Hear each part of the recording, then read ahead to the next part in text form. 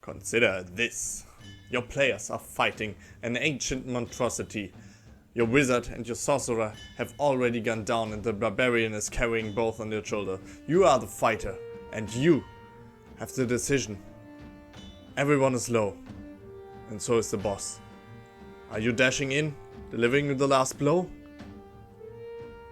Or are you running away, saving your lives, but letting him live for another day? How long would your players think about running away in this situation? And how great is the tension? If everybody isn't feeling chills down their spine in this kind of scenarios, I probably know why. So let's talk about resurrection and why it is a problem. First, disclaimer, this is not for every game. Obviously, if you play a comedic game or something not that serious and you just want to chill out with your buddies and drink a beer while playing D&D, you don't need to worry about this, I guess. But if you want this epic storyline campaigns, which I know a lot of people do, then maybe you should think about making resurrection just a bit harder. So, what kind of problems arise when resurrection is available everywhere and easy to come by? And already it gets almost philosophical, because what does your action matter if you can't die? And if anyone really can't die, at least if you're powerful enough and have access to a resurrection source. So in this scenario I presented, you probably wouldn't even think about not taking the last hit, because when you die, you just go to a high-level cleric or even have one in your party, and, well, he will bring you back afterwards. So, what is the meaning of your choice? You don't really consider a choice or an alternative, because there's no way to fail. And sure, some people don't like the possibility of failure. They just want to settle down. But that's not what I'm talking about here.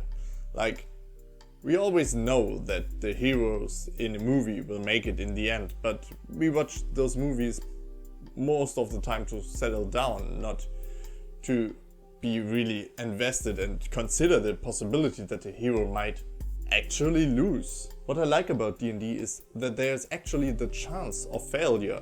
You can fail if you're not playing smart enough or making the right choices, or maybe if you're even unlucky, and that's part of the game, that's part of the story. The story isn't set in stone, you're not writing a book, you're playing a game. So all in all, having resurrection makes your decisions have less weight, and I don't like this. There's also some kind of ping pong at play, because if you can be resurrected, why wouldn't your enemies be resurrected as well? Like, they have powerful allies, and you have powerful allies, so it's just an eternal battle. I like decisions to have consequences and lasting consequences. So how do we deal with resurrection?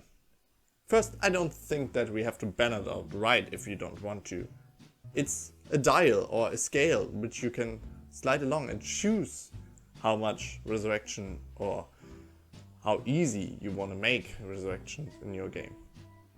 Take Matt Mercer for example on Critical Role. He has increased the difficulty of making resurrection possible.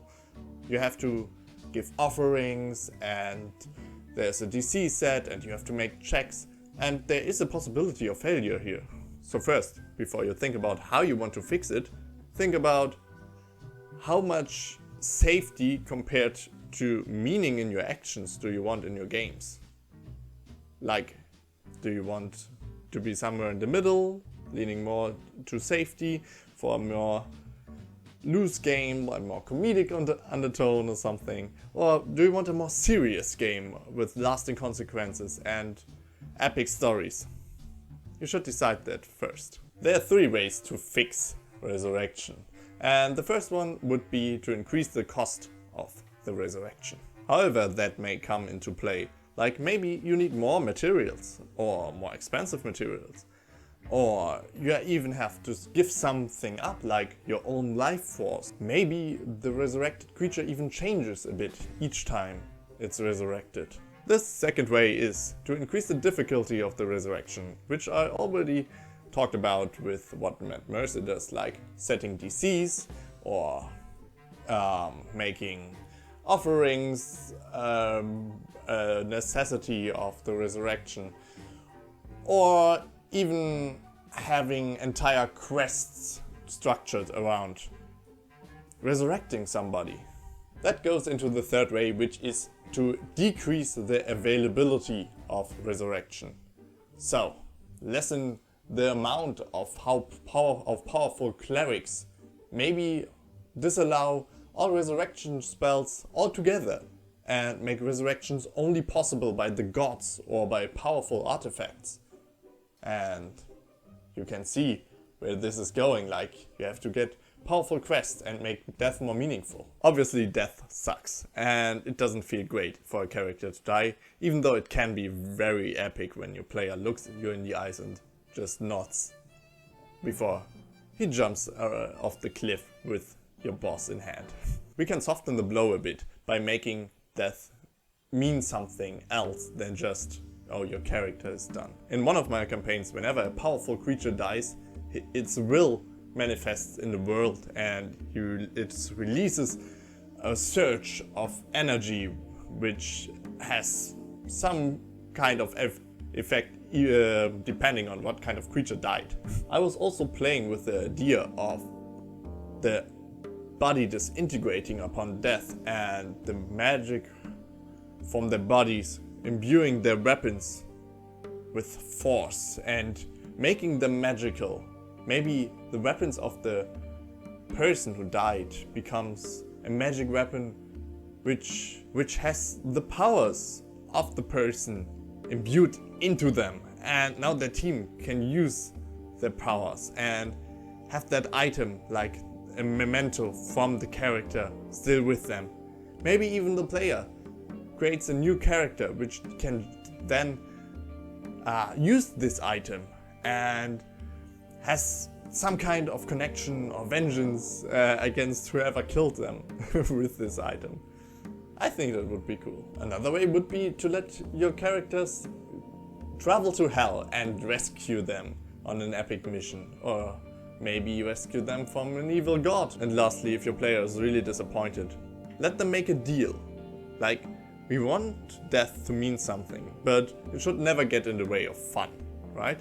So maybe you can offer them some kind of deal from a devil or a god. Maybe the god needs a paladin and now forces them to take a level in paladin instead of their whatever class they were before, and they have to complete some kind of quest before they can get their whole power back. Or maybe a devil forces them to become their warlock, and because they can't travel to the material plane anymore and they need this person to open up a portal.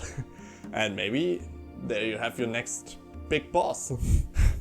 So yeah, I think that resurrection should be limited in some way, and that death should absolutely mean something for your actions as a player to mean something as well.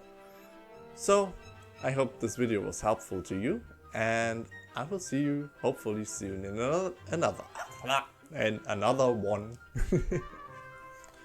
Woo. Okay.